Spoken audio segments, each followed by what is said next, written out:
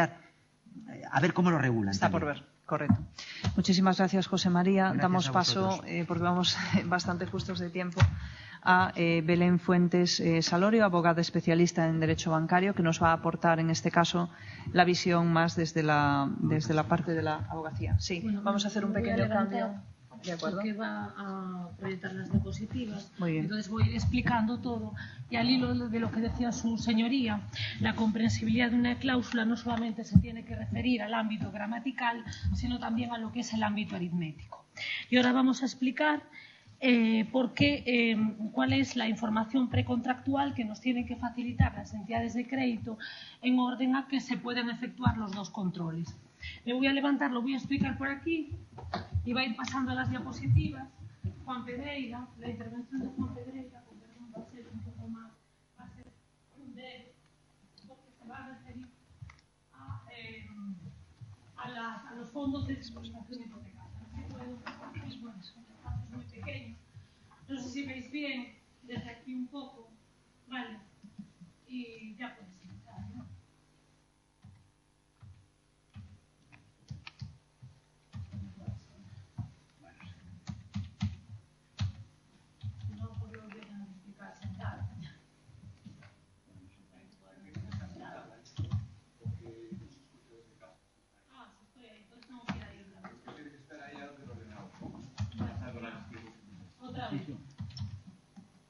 No las pasa. No las pasa. No pasan las diapositivas. A ver. F5. No las pasa. ¿Prefieres estar tú ahí? Pero no pasan las diapositivas, ¿no? ¿Por qué no pasan las diapositivas? Vale, entonces... Ahora sí. ¿Y para ir antes?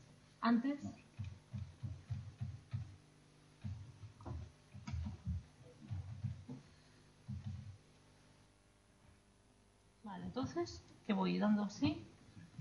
A ver, vamos, tienes que sentarte tú. ¿Quieres sentarte? ¿Prefieres sentarte aquí? Las vas pasando tú y las voy explicando yo desde allí. ¿Cómo hacemos?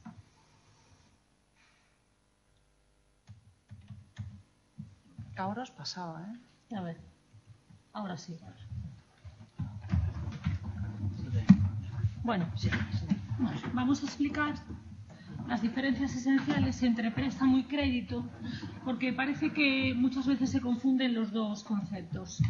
Ambos son contratos bancarios, pero un contrato de préstamo, la entidad bancaria entrega al cliente de una sola vez y al inicio de la operación una determinada cantidad de dinero, y esa cantidad de dinero es fija, se llama el principal.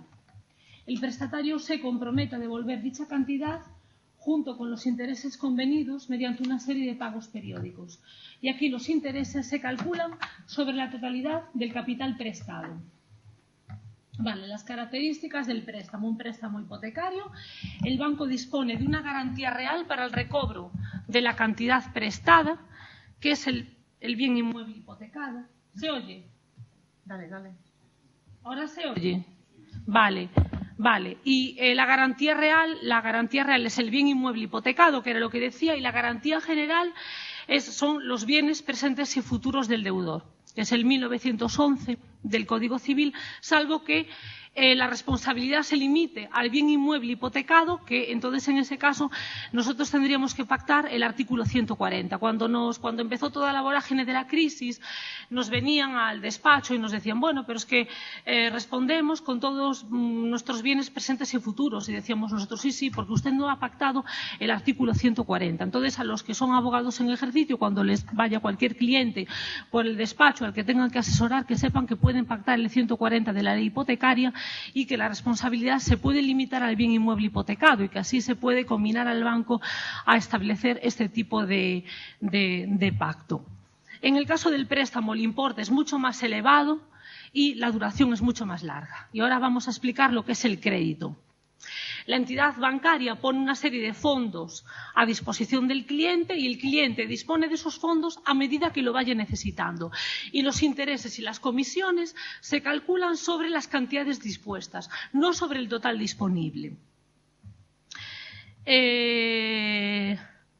Vamos a también ahora explicar lo que sería la información precontractual. Hay dos preceptos claves, que es la EHA, la 2899/2011, que sustituye la orden ministerial de 9 de mayo, que regía con anterioridad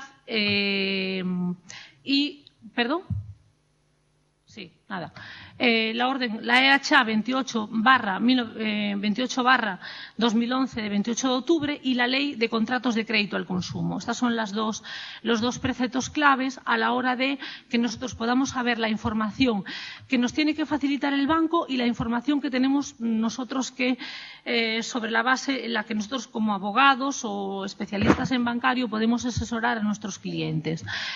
En la EHA 2899/2011 hay una guía de acceso al préstamo hipotecario que la podemos encontrar en la página web del Banco de España, en el caso de que si demandamos servicios de préstamo hipotecario podamos obtener con carácter previo a su formalización de una información adecuada para poder adoptar nuestras decisiones de financiación. También la ficha de información precontractual a la hora de que nosotros podamos comparar las distintas ofertas existentes en el mercado. El banco nos tiene que facilitar esta ficha y que nosotros podamos, en base a esta ficha, tomar la mejor decisión sobre el tipo de préstamo que queremos concertar. Esa ficha de información precontractual figura en el anexo 1 de la EHA 2899/2011 y la podemos consultar e incluso pues, a un cliente que nos viene por el despacho le podemos decir, pero vamos a ver, el banco te ha suministrado toda esta información. Esta información no obedece a un puro capricho, sino que obedece a que nosotros podamos saber pues si antes de contratar si tenemos la información suficiente para adoptar la mejor decisión de financiación.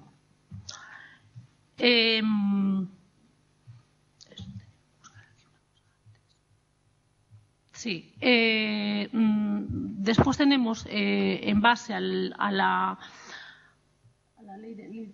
Tenemos que poner un poco más. Podemos ir un poco antes. Sí. Vale.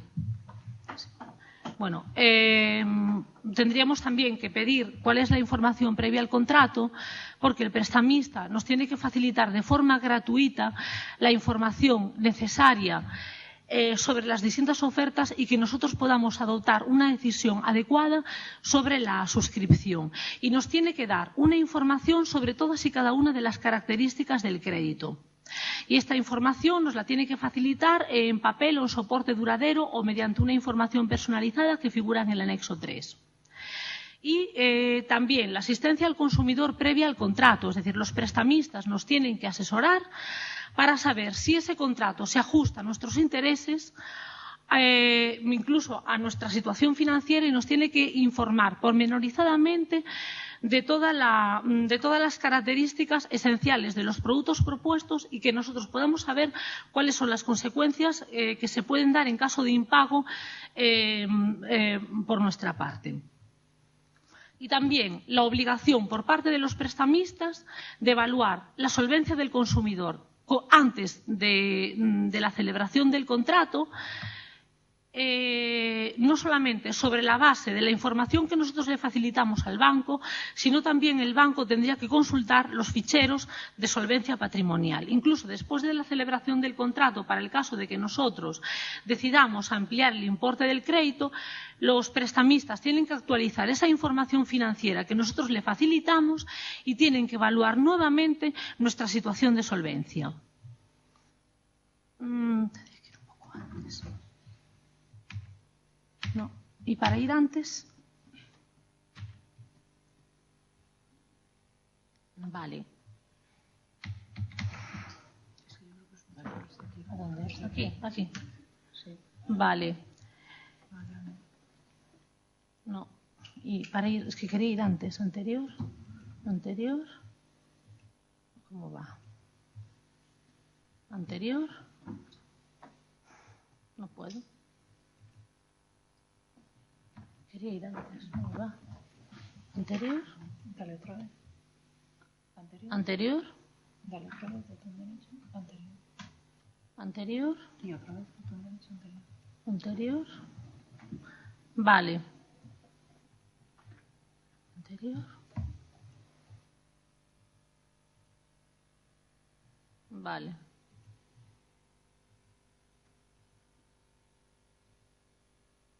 No.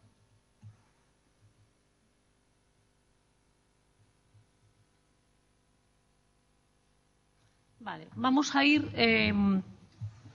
a los casos en los que a la aplicación de tanto del Real Decreto Ley 5/2017, que amplía el plazo de suspensión de los lanzamientos hasta el 15 de mayo del año 2020, que es las novedades en el ámbito de aplicación de la ley. Vamos también al ámbito subjetivo de aplicación del Código de Buenas Prácticas, que se refiere a la unidad familiar monoparental de la que forme parte un menor de edad. Esta es una novedad porque antes el ámbito de aplicación del Código de Buenas Prácticas se refería únicamente a aquellos casos en los que había un niño menor de 3 años. Unidad familiar monoparental con hijos a cargo, antes se refería a 2 hijos a cargo, y en las unidades familiares en las que convivan 1 o más personas con el titular de la vivienda que estén unidos por un vínculo de parentesco hasta el tercer grado de consanguinidad o afinidad y se encuentren en una situación personal de discapacidad, dependencia o enfermedad que les incapacite de forma grave para el ejercicio de una actividad laboral. También las unidades familiares en las que existan víctimas de la violencia de género pueden ver que pueden beneficiarse de la reestructuración de la deuda, de la dación, de la quita, incluso de la suspensión de lanzamiento, incluso en el caso de las personas que se encuentren en una situación de desempleo, estas personas, aunque perciban prestaciones, se pueden ver beneficiados de la suspensión de lanzamiento, aunque no hayan agotado las prestaciones por desempleo. Cabe también el arrendamiento de la vivienda del deudor ejecutado en los supuestos de suspensión de lanzamiento por una renta anual mínima, una renta anual máxima del 3% de su valor al tiempo de aprobación del remate.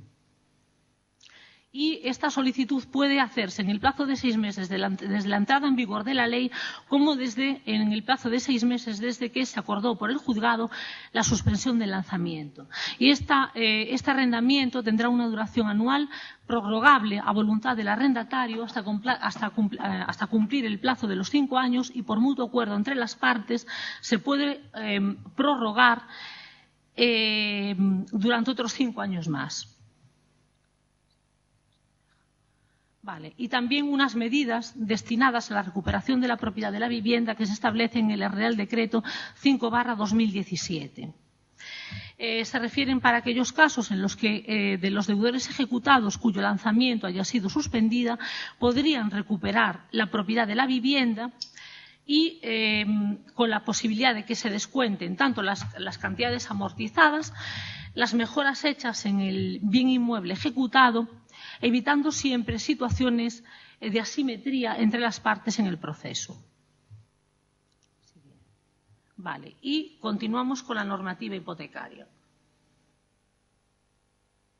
Vale, tenemos 3 directivas comunitarias, una ley y un Real Decreto Legislativo que es el 1/2017. La primera es la Directiva 93/13 sobre cláusulas abusivas en contratos concertados con los consumidores y el objetivo de la Directiva 93/13 es aproximar las disposiciones legales, reglamentarias y administrativas de los Estados miembros sobre cláusulas abusivas en contratos concertados con consumidores. Vale. La Directiva 93/13 establece los conceptos de consumidor, de profesional y de cláusulas abusivas. Consumidor es toda persona que en los contratos regulados por la directiva actúe con un propósito ajeno a su actividad profesional. Profesional es una persona física o jurídica que actúe en el marco de su actividad profesional, pública o privada, y las cláusulas abusivas, cláusulas que, no siendo objeto de negociación individual, ocasionen un perjuicio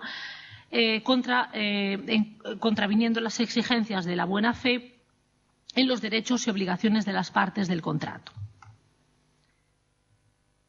El artículo 4 de la directiva se refiere a que el carácter abusivo de las cláusulas contractuales se apreciará teniendo en cuenta la naturaleza de los bienes y servicios objeto del contrato y de las circunstancias que concurran en el momento de su celebración. Y el artículo 5 de la Directiva 93/13 se refiere a que las cláusulas que consten por escrito tienen que estar redactadas de forma clara y comprensible, prevaleciendo en caso de duda la interpretación más favorable al consumidor. Acuña el principio pro consumatore, es decir, interpretación siempre en un contrato favorable al consumidor por parte de los tribunales de justicia. Vale. Y el artículo 6 de la directiva, que ordena a los Estados miembros que no vinculen las cláusulas abusivas en los contratos celebrados con consumidores. Es decir, no se puede integrar una cláusula viciada por la nulidad. Es decir, tras la declaración de nulidad, la cláusula se expulsa del contrato y no puede en modo alguno vincular al consumidor. Esto es un principio general del derecho, quod nullum est nullum effectum producit. Es decir, se excluye, se expulsa del contrato y no cabe ni la moderación ni la modulación de las cláusulas abusivas. Vale. La siguiente diapositiva es que los Estados miembros velarán para que existan medios adecuados y eficaces para el cese en el uso de las cláusulas abusivas. Y entre estos medios adecuados y eficaces es que las cláusulas abusivas en modo alguno puedan vincular al consumidor. Vale. Otra directiva del Parlamento Europeo y del Consejo que se refiere, habría que hacer hincapié en el considerandum 17. Es decir, cuando un contrato se celebra en parte relacionado, en parte no relacionado con la actividad comercial de la persona, del prestatario, y el objeto comercial tiene un carácter residual, la persona debe recibir el tratamiento jurídico de consumidor. Es la Directiva 2011/83 sobre los derechos de los consumidores. Vale. La Directiva 2014/17 del Parlamento y del Consejo de la Unión Europea se refiere en el artículo 28 a que los Estados van a adoptar medidas para que los prestatarios puedan mostrarse razonablemente tolerables antes de iniciar el procedimiento de ejecución hipotecaria, que era lo que decía un procedimiento de ejecución cualquiera. Enlaza con el Código de Buenas Prácticas y enlaza con la suspensión de los lanzamientos. Es decir, que yo pueda tener una reestructuración de mi deuda, pueda tener una quita, pueda tener incluso se me pueda suspender el lanzamiento de mi vivienda con la posibilidad de recuperar la vivienda. Y el párrafo cuarto del artículo 28, que los Estados miembros no impedirán a las partes en un contrato que puedan acordar que la transferencia de la garantía o de los ingresos derivados de la venta sirvan para saldar la deuda. Eso se refiere a la dación en pago, que enlaza con lo que hemos hablado antes, es decir, con que yo la entrega de mi vivienda salda la deuda de conformidad con el Código de Buenas Prácticas Bancarias. Entonces, enlazaría con la Directiva 2014/17 y en el caso de que el banco me deniegue la dación en pago, le decimos, mire usted, es que la Directiva 2014/2017 del Parlamento y del Consejo de la Unión Europea de 4 de febrero de 2014 dicen que ustedes, que los Estados miembros, no impedirán a las partes en un contrato de crédito acordar que esa transferencia del bien inmueble hipotecado sirva para reembolsar el crédito.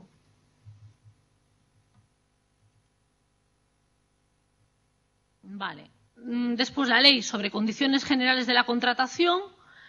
Estos preceptos de la Ley de Condiciones Generales de la Contratación se refieren al control de la inclusión o el control de la incorporación. Otra cosa muy diferente es el control del contenido. El control, o sea, para saber si una cláusula, el control de la inclusión, el control de la incorporación, se refiere a cómo está redactada una cláusula. Porque yo puedo entender su redacción, pero a la hora de cómo juega en la economía del contrato puede que no entienda papa. Bien, sobre el control de la incorporación, sobre la transparencia documental, se refiere al artículo 5 de la Ley de Condiciones Generales de la Contratación. La redacción de las cláusulas generales debe ajustarse a una serie de criterios: transparencia, claridad, corrección y sencillez. Tiene que pasar este filtro, el primer filtro de la transparencia material, o el control de la incorporación, o el control de la inclusión. El artículo 6 de la Ley de Condiciones Generales de la Contratación dice que en el caso de que yo tenga dudas sobre la interpretación de una cláusula general, de una condición general de la contratación, esta interpretación se tiene que resolver a favor del adherente consumidor. Y el artículo 7 de la Ley de Condiciones Generales de la Contratación dice que no quedarán incorporadas aquellas que el adherente no haya tenido oportunidad de conocer al tiempo de la concertación del contrato, o aquellas que sean ilegibles, oscuras, ambiguas o incomprensibles. Es decir, si no están claras en su redacción, ya no pasarían el primer filtro, el filtro de la incorporación, el filtro de la transparencia gramatical.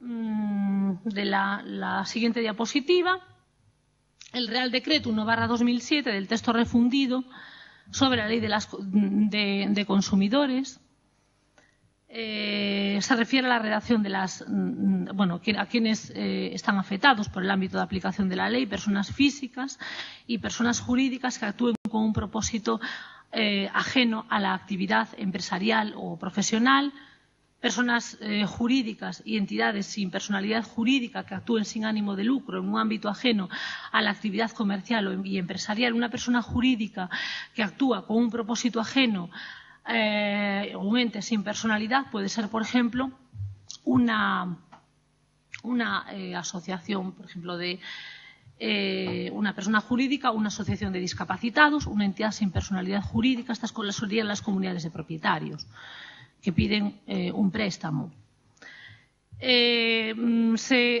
Una vez más, el artículo 80 se refiere a estos requisitos, al primer control de la incorporación o de la inclusión, que se refiere a la concreción, claridad y sencillez en la redacción de las cláusulas, a la accesibilidad y a la legalidad, y después a la buena fe y justo equilibrio entre las prestaciones de las partes. Y cuando se ejercitan acciones individuales, en caso de duda, prevalecerá la interpretación más favorable al consumidor. La sencillez o la concreción en la redacción de una cláusula puede ser clara en su aspecto formal, en su aspecto gramatical, pero puede que yo no entienda aritméticamente o cómo funciona o cómo juega en la economía del contrato. Es decir, ¿qué repercusiones va a tener en mi economía doméstica? ¿Qué repercusiones va a tener a la hora en mi cuota, en la cuota del préstamo que yo voy a pagar? Vamos a ver. La siguiente diapositiva. El artículo 82 dice cuál es el concepto de cláusulas abusivas: cláusulas no negociadas individualmente y prácticas no consentidas expresamente que, en contra de las exigencias de la buena fe, causen un desequilibrio importante en los derechos y obligaciones de las partes que se derivan del contrato. Y el artículo 83 del texto refundido habla de los efectos de la declaración de nulidad de las cláusulas abusivas. Se tienen por no puestas y el contrato va a seguir siendo obligatorio en los mismos términos cuando pueda subsistir sin estas cláusulas. Cuando dicen los bancos en los pleitos que tenemos, bueno, pero es que vamos a pedir la nulidad del contrato. No, un contrato puede subsistir perfectamente sin las cláusulas abusivas.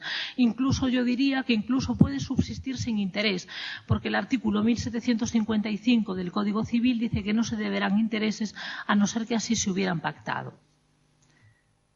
Vamos a abordar las distintas cláusulas abusivas en los contratos de préstamo con garantía hipotecaria.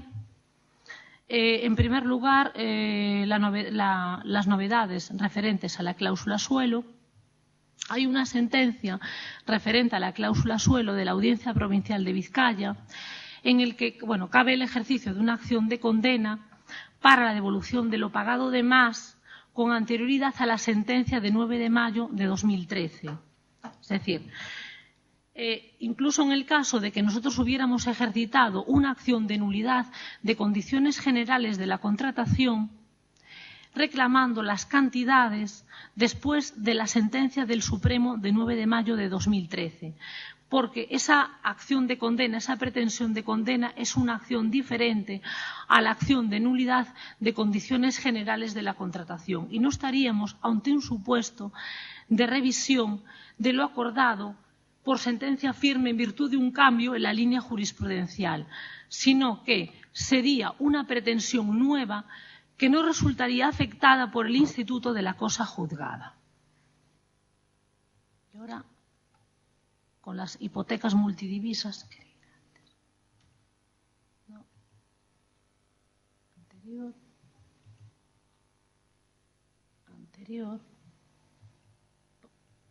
Vamos.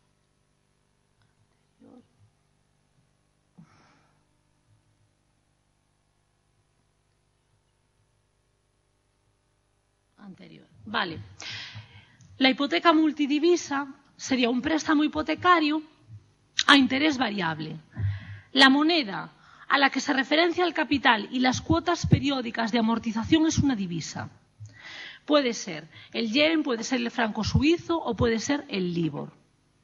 Y el índice de referencia sobre el que se aplica el diferencial para determinar el tipo de interés en cada periodo suele ser distinto del Euribor. ¿Cuál es el problema de este tipo de referencia? El problema es que al riesgo de fluctuación de la moneda se añade el riesgo de variación del tipo de interés. Si la divisa se deprecia, el importe en euros de cada cuota de amortización va a ser menor. Si se aprecia, va a ser mayor. Y la fluctuación de la divisa supone un recálculo constante, continuo, del capital pendiente. Puede ocurrir que pasados varios años esa divisa se aprecie con respecto al euro. Por lo tanto, vamos a tener que devolver al banco un capital muchísimo mayor del que hemos recibido a la fecha al concertar el préstamo.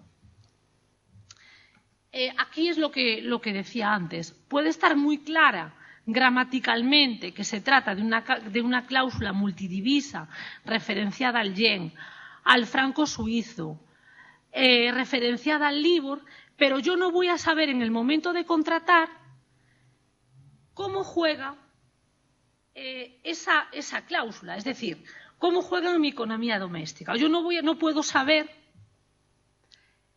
cómo que si la divisa se aprecia con respecto al euro, yo voy a tener que pagar mensualmente más y que incluso pueda tener que devolver al banco al final un capital mayor del que a mí me fue entregado al firmar el contrato. Esto es el engaño.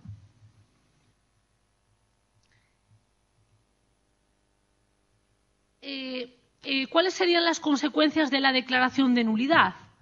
La supresión de la cláusula, se consideraría el contrato como una operación en euros desde la fecha de la contratación del mismo y habría que restituir al consumidor las cantidades percibidas en exceso más los intereses legales y sería necesario el recálculo o la reformulación del cuadro de amortización.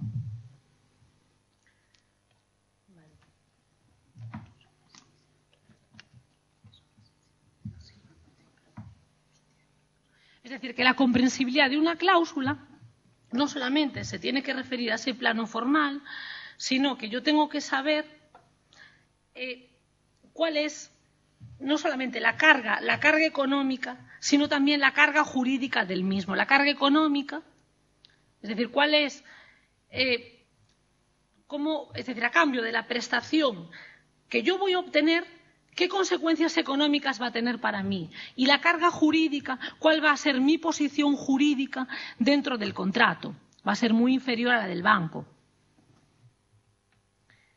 Hay una sentencia de la hipoteca multidivisa del caso Andriu contra la banca romanesca que se refiere a que a la hipoteca multidivisa resultaría aplicable la Directiva 93/13 sobre cláusulas abusivas en los contratos concertados con los consumidores y que la cláusula debe ser comprendida no solamente en el plano formal y gramatical, sino también que al consumidor se le debe explicar cuáles son los riesgos en caso de apreciación o depreciación de esa divisa extranjera. Y que la apreciación del carácter abusivo de una cláusula se debe guardar relación con el momento de celebración del contrato.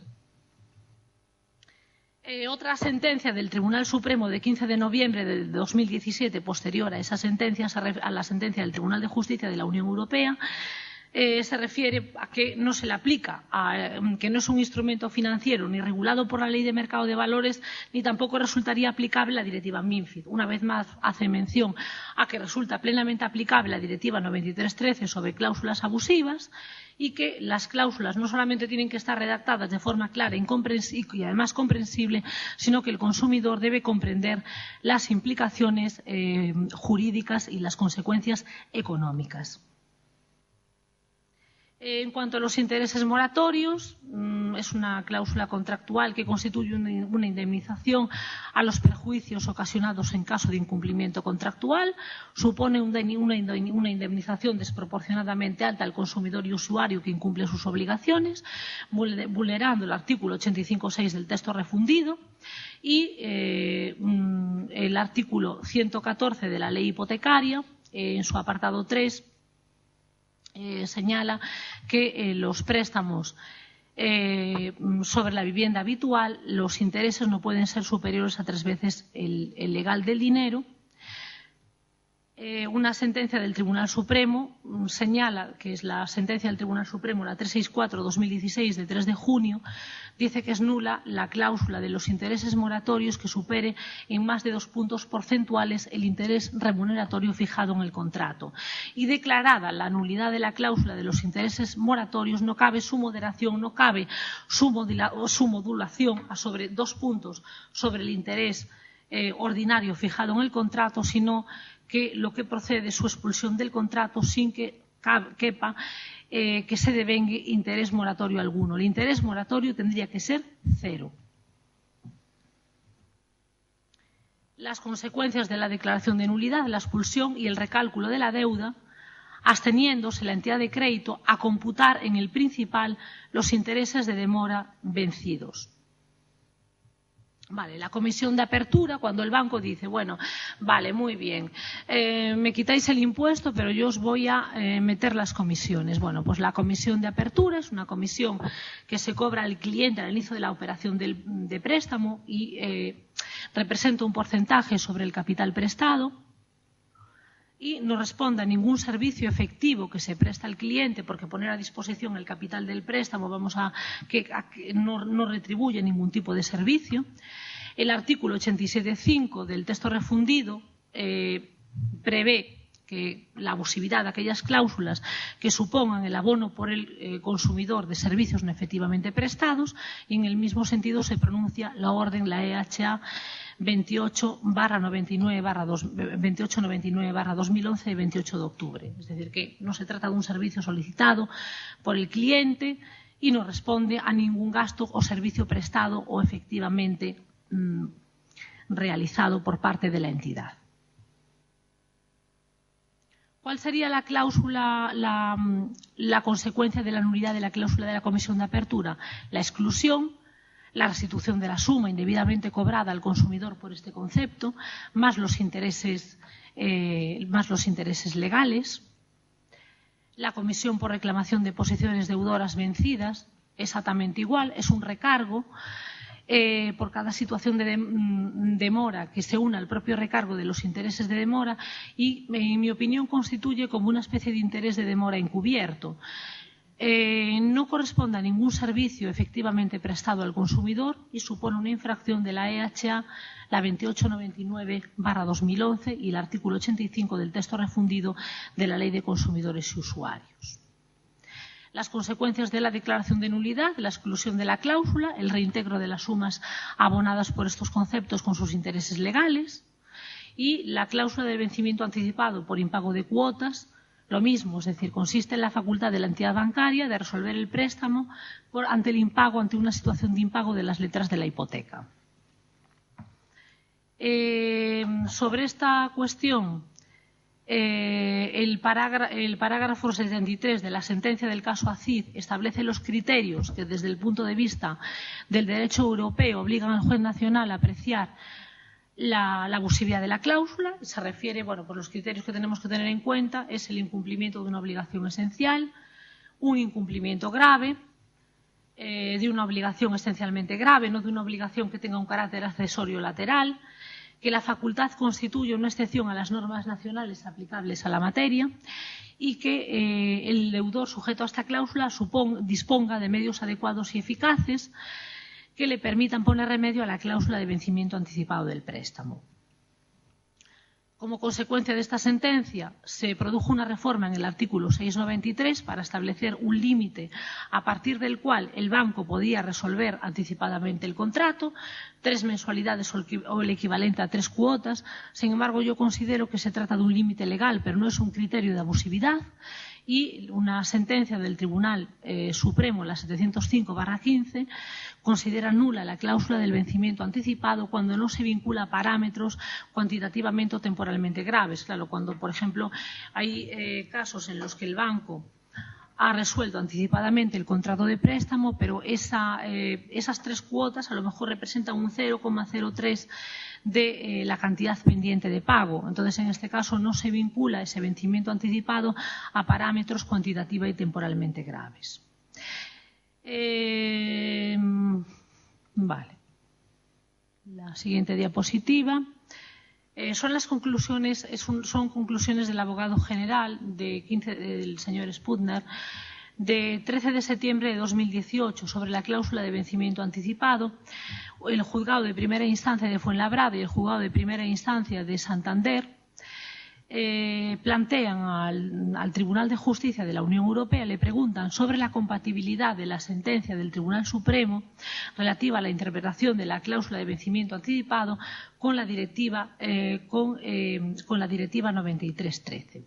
Bien, dice el abogado general que si se declara la nulidad de la cláusula de vencimiento anticipado por el impago de una cuota mensual, de una única cuota mensual, esta cláusula de vencimiento anticipado no puede vincular en modo alguno al consumidor. No cabe, como si dijéramos, declarar la nulidad parcial de la cláusula de vencimiento anticipado y salvar la parte de la cláusula que no resulta afectada por la declaración de nulidad.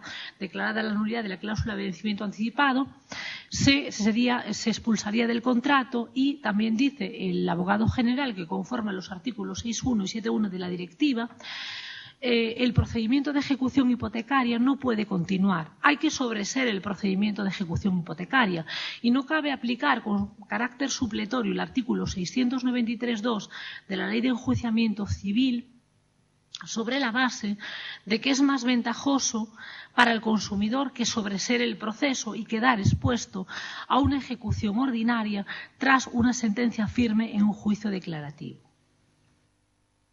Vale, las consecuencias de la declaración de nulidad de la cláusula sería la no incorporación de la cláusula y la exclusión del contrato, sin que en modo alguno pueda vincular al consumidor. Si hay una ejecución hipotecaria, sería el sobreseimiento del procedimiento de ejecución hipotecaria. Si estamos ante una acción de nulidad de condiciones generales de la contratación, pues en este caso sería la exclusión de la cláusula del contrato, la expulsión de la cláusula del contrato, con independencia de que se haya aplicado o no en la práctica. Da igual que el deudor, que el acreedor haya hecho uso de esta cláusula contra el deudor. Eso es indiferente. Es nula, se expulsa y es independiente del uso que de ella haga el banco. Otra cláusula que figura mucho al final de las escrituras de préstamo hipotecario es la cláusula de cesión del crédito. Es decir, que la entidad acreedora se reserva la facultad de traspasar a terceros el crédito hipotecario, es decir, de traspasar la relación contractual en su conjunto como compendio de derechos y obligaciones. Incluso el banco dice, bueno, pero es que el consumidor ha renunciado a este derecho en virtud del artículo 149 de la ley hipotecaria. Y ahora vamos a ver que eso es independiente, porque la ley hipotecaria no puede prevalecer sobre la normativa especial en sede de contratos sujeto a la ley de consumidores y usuarios. Bien, ¿por qué? Porque el artículo 86 del texto refundido considera abusivas aquellas cláusulas que limitan los derechos del consumidor y del usuario y que suponen la liberación de responsabilidad del empresario por cesión del contrato a terceros sin consentimiento del deudor, en tanto en cuanto puede engendrar una merma de los derechos y garantías del consumidor. Y nuevamente una sentencia del Tribunal Supremo dice que, claro, el consumidor en este caso no puede oponer la falta de conocimiento en orden a los derechos que le concede el artículo 1527, que es la liberación por pago al cedente, y el 1198, la extinción de la deuda total o parcial por compensación, ambos preceptos del Código Civil. Y que esta renuncia anticipada supone una merma de los derechos y garantías que el consumidor le confiere la normativa tuitiva de consumidores y usuarios. Los efectos de la declaración de nulidad de la cláusula de cesión del crédito sería la supresión de la cláusula sin que el banco pueda transferir la relación contractual en su integridad como conjunto de derechos y obligaciones a la entidad de crédito sin consentimiento del deudor. Otra de las cláusulas se refiere a la cláusula de las costas procesales, que imputa inexorablemente al prestatario los gastos y costas derivados del cumplimiento de la obligación que se ocasionen al banco como consecuencia del incumplimiento de la obligación de pago. Bien, los conceptos de gastos y costas procesales son institutos de derecho procesal, se repercuten a la parte vencida del pleito, estarían definidos por las leyes procesales y no están sometidos al poder de disposición de las partes. Forman parte del jus cogens, que es ajeno al principio de libertad de pactos. Por lo tanto, esta cláusula sería nula no solamente por abusiva, sino por infracción de las normas imperativas. Artículo 8 de la ley de condiciones generales de la contratación. Y las consecuencias de la declaración de nulidad serían la expulsión de la cláusula del contrato sin que pueda vincular de modo alguno al consumidor. En cuanto a los seguros vinculados a la hipoteca, decir que los únicos seguros el único seguro que se puede exigir al consumidor es el seguro de daños. Y el seguro de vida vinculado a la hipoteca es un seguro que exige en algunos préstamos hipotecarios la entidad de crédito al prestatario y se exige que el banco sea el beneficiario para el caso de fallecimiento del prestatario.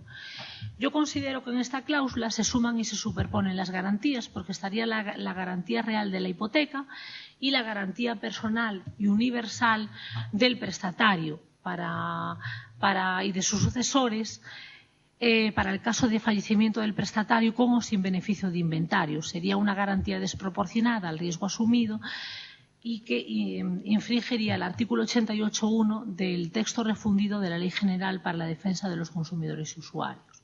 Las consecuencias de la declaración de nulidad de la cláusula sería la expulsión de la cláusula y el reembolso de las primas satisfechas más los intereses legales. En cuanto a los diferenciales elevados como cláusulas suelo encubiertas, esto de decir, bueno, pues que el banco me puede elevar el diferencial de la hipoteca. El diferencial es esa magnitud porcentual a la que se suma el tipo de interés de referencia. Por ejemplo, puede ser el Euribor. Y considero particularmente que un interés, un diferencial de un 4% superior a ese porcentaje tendría el efecto de una cláusula suelo encubierta. Y entiendo que muchas veces esta fórmula es de difícil comprensión, porque a veces nos ofrecen durante un primer periodo a interés fijo, nos dicen, bueno, el primer periodo a interés fijo va a ser de un 3% y después va a ser Euribor más diferencial, pero nos topamos con esta historia, con un diferencial de un 4% o superior, es decir, aunque baje el tipo de interés de referencia, esta cláusula va a operar de esta manera, es decir, va a impedir que yo me pueda beneficiar, es decir, que es como un tope, una limitación. Y yo entiendo que opera como un tope, una limitación a las bajadas del tipo de interés y genera un desequilibrio en las posiciones de las partes, contrario a la buena fe contractual, y estaría viciado por la declaración de nulidad. Y las consecuencias de la declaración de nulidad de la cláusula sería la inaplicación del diferencial, dejando solo el índice de referencia, la devolución de las cantidades satisfechas en exceso y el recálculo del cuadro de amortización. Vale, y vamos a dar paso a la exposición del procurador Pedreiras Piñeira referente a las titulaciones hipotecarias. Después vamos a hacer un pequeño cambio. Vale.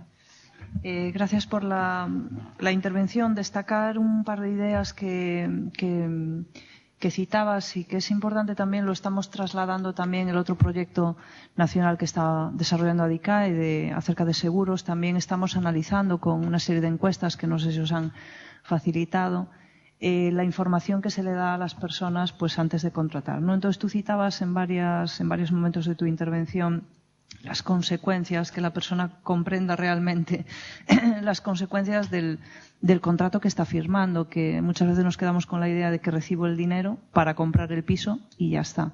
Entonces, que una cosa es la comprensión literal, incluso gramatical, de lo que es la cláusula en sí, y otra cosa, que tú lo decías y lo analizabas bastante bien, la repercusión que tiene no ya en la economía del contrato, porque ahí, bueno, entraríamos en otras cuestiones como la redistribución de los gastos o, bueno, obligaciones derivadas de ese contrato, pero sí el efecto y la repercusión que tiene sobre la economía doméstica, que es donde fallan muchas cuestiones. En la campaña que estamos lanzando con el proyecto de seguros, hay una especie de eslogan que viene a decir que muchas veces contratamos ese tipo de productos, hablo de este tipo de seguros, en 5 minutos, que te llaman por teléfono y necesitas un accidente, o sea, un seguro de accidentes de tal, y de repente somos las personas más inseguras del mundo y contratamos todo en 5 minutos. Pero no conocemos la repercusión de esa contratación, en este caso en el ámbito del seguro, por ejemplo, de las garantías que quedan cubiertas, ¿y no? Y entonces, oh sorpresa, cuando de repente piensas que estás cubierto por ese seguro, cuando no lo estás.